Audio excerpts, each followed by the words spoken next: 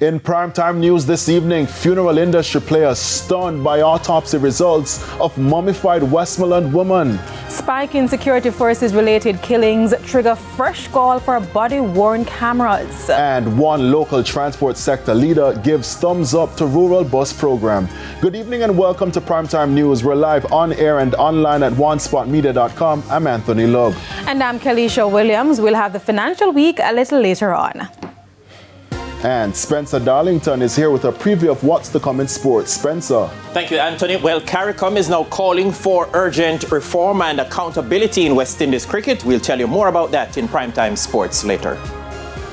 Thanks, Spencer. And Romain is also here with what's to come in the weather report and the forecast.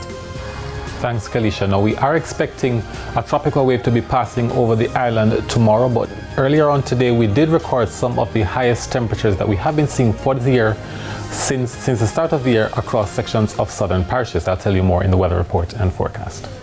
I did feel that heat, Kelisha. Yes, I did. And there's also sports commentary and E-Prime in this newscast. But before the break, the feedback question. And this evening, we're asking what more can be done to deter motorists from speeding?